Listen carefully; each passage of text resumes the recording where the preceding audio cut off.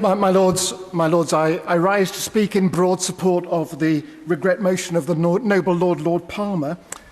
I do appreciate the very tight fiscal constraints under which the government is having to operate and the need for tough choices to be made. And I also accept the recent statement of the Prime Minister that tough choices are almost by definition unpopular choices. But tough choices must also be wise choices. And I confess I harbour misgivings about the wisdom of this proposal for two reasons. First, as others have observed, I worry about the speed at which these regulations have been laid, given the likely impact on some of the most vulnerable people in our communities.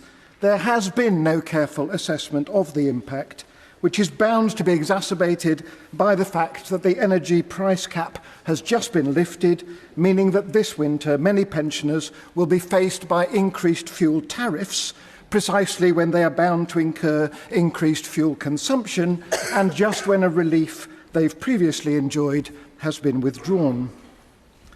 Secondly, I wonder whether the threshold for continued receipt of winter fuel payments is the right one.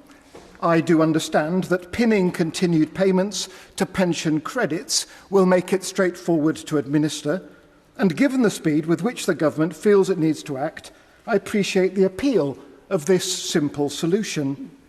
But I doubt that in this situation, a simple solution is the best solution. All members of this House recognise that there are many who either do not claim pension credits to which they are entitled, or who are marginally ineligible for those credits, and who will inevitably experience considerable additional hardship on account of these regulations.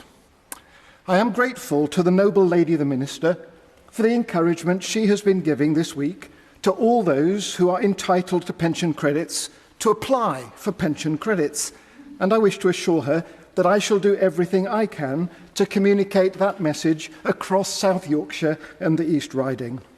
But may I ask the Minister, in a constructive spirit, whether the government is confident that it has calibrated with sufficient care the eligibility bar for continued receipt of winter fuel payments? Will the government not consider again the possibility that the bar has been set too low?